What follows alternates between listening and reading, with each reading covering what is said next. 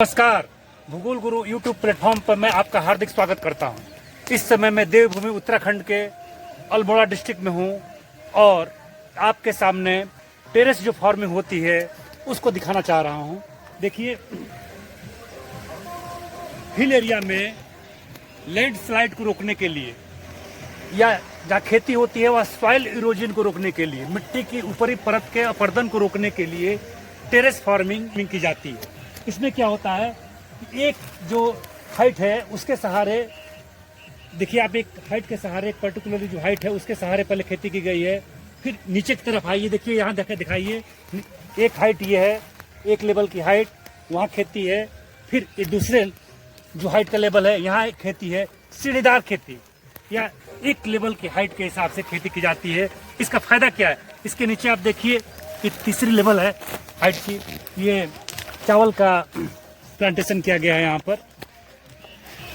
तो इस खेती का फायदा ये होता है कि नंबर 1 सॉइल इरोजन नहीं होता है, नंबर 2 पानी को होल्ड करने का, जब बारिश का पानी आता है उसको जो खेत होते हैं उनको होल्ड करने का मौका मिलता है। और इस प्रकार यहाँ के लोग टेरेस फार्मिंग के द्वारा सॉइल इरोजन को रोकते हैं। अब देखिए पूरा इसी तरीके से लेवल बाय लेवल ये खेती की गई है, जिससे हमने अब यहाँ के स्थानीय लोग जो लोकल लोगों से हैं उनसे बात किया तो उन लोगों ने बताया कि जब तक बहुत ज़्यादा बारिश न हो तब तक इन खेतों में सॉइल इरोजन की समस्या नहीं होती। देखिए, जो इस प्रकार के खेत है उसको तैयार करने के लिए किसान को बहुत ज़्यादा मेहनत करनी पड़ती है। यह एक लेबर इंटेंसिव वर्क, पहले लेयर बाय लेयर तैयार की जाती है, उसमें मिट्टी की जो लेयर होती है ऊपरी उसको इधर उधर शिफ्ट करना पड़ता है। और इस प्रक्रिया में यह भी ध्यान रखा जाता है कि मिट्टी की ऊपरी लेयर का ज़्यादा नुकसान ना हो, क्योंकि पहाड़ी भागों में मिट्टी की जो लेयर होती है वो बहुत ज़्यादा उसकी डेप्थ नहीं होती है।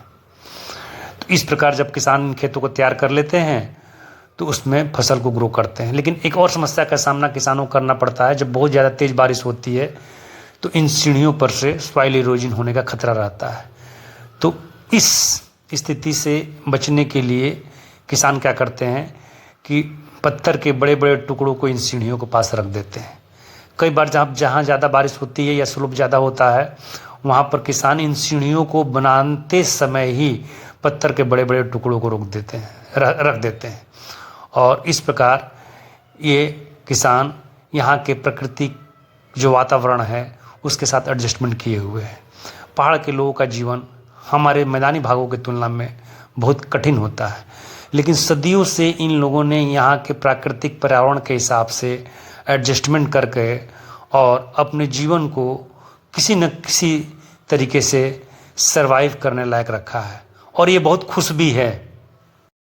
देखिए, जिन लोगों ने भी अपने जीवन को प्रकृति के साथ एडजस्ट किया हुआ है वे सभी खुश हैं, और जो लोग प्रकृति से दूर हुए हैं और आर्टिफिशियल हुए हैं वो लोग किसी न किसी रूप में दुखी है। इन पहाड़ी लोगों को देख कर लगता है कि ये लोग कितने खुश हैं और सौभाग्यशाली है कि प्रकृति के नज़दीक है। तो इस प्रकार के इन्फॉर्मेटिव वीडियो मैं आपके सामने लाता रहूँगा।